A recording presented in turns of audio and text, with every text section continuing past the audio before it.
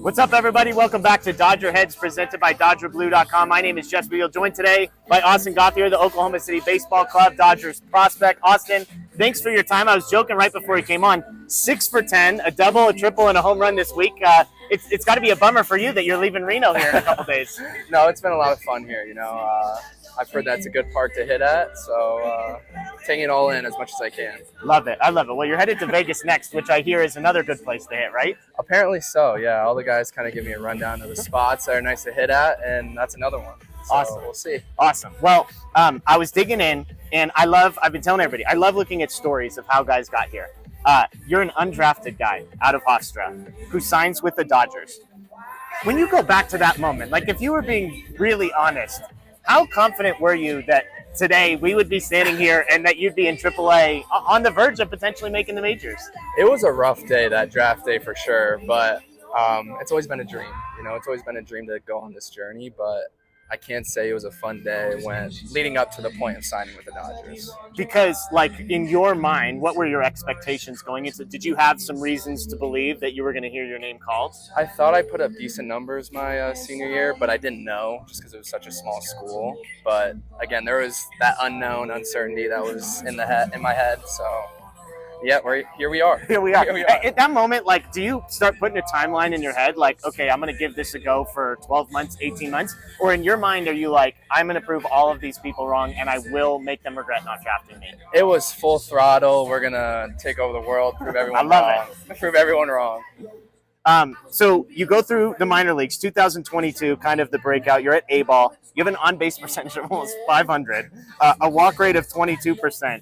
That's like, I imagine that when you start stacking seasons like that, as we're just talking about, you go from being undrafted, you have all these people maybe giving you reasons not to believe, and then you see yourself go out and do it, put up ridiculous numbers like that. What sort of confidence does that give you to maybe say, no, this is going to happen? I would say just the day in and day out of the small things, the hard work of just being diligent with it. I always give the credit to my college hitting coach, Matt Wessinger, who's at Wake Forest now, but he always praised doing the small things, swinging at strikes, don't swing at balls, and kind of just taking your walks and, doing damage where you hit well and just keeping it simple. Yeah. Just keeping it simple. Well, and I was looking, 2023, you continue to reach base at a ridiculous rate, well over 400 on base percentage, batting average over 300. And now it's what my question was going to be is, like, what is the secret? I mean, you make it sound simple. Don't swing at balls, swing at pitches in the zone. But, like, when you've sort of analyzed, or maybe you've had coaches sort of comment on this, like, what is it about you that allows you to see the ball, to lay off pitches and to keep at-bats alive on pitches that you need to spoil? There's some training off the field that we have. We have some resources that we use, but honestly, it's just reps, and it's, again, going back to simplifying it as much as we can. And some days are harder than others, but just honing in on those small things kind of make a big difference over the long run.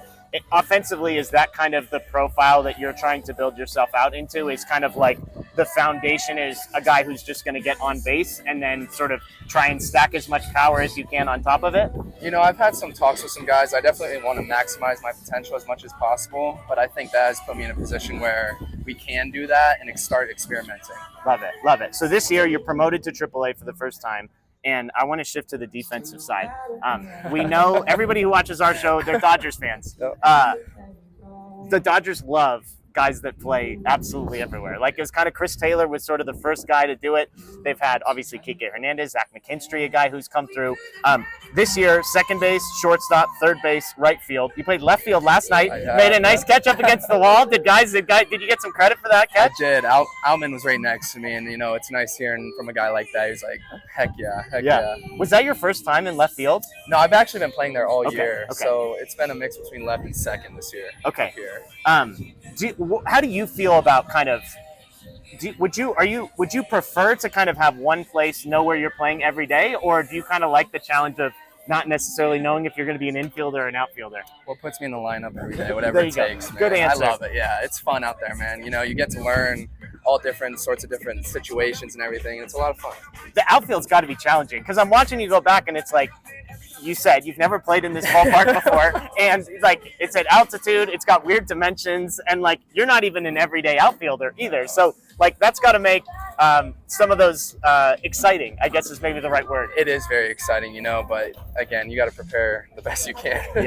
Yeah, love it. Last question. What goals do you have for yourself moving forward? We kind of talked about sort of getting to every bit of your potential. The on-base thing is happening. I mentioned in this series you've got a home run, a double, and a triple on top of a few other hits. What's sort of the next level up for you as a prospect, as a guy who, what do you need to do to sort of force the Dodgers' hand into giving you a chance at the major league level? I'd say situational hitting, you know, taking in every opportunity I can to help the team win. I think that's one thing that the Dodgers do very well at the big league level. Sack flies, bunting, just doing anything to help them score. Love it. Well, there's going to be a whole segment of our show that's going to love that you just said bunting. I'll tell you that. So, hey, everybody, Austin Gauthier of the Oklahoma City Baseball Club, a guy that should be on your radar as Dodgers fans, hopefully up with the major league level, at the major league level some point soon. Austin, thanks so much for your time. Thank you very much. Best of luck the rest of the season. Thank you, guys.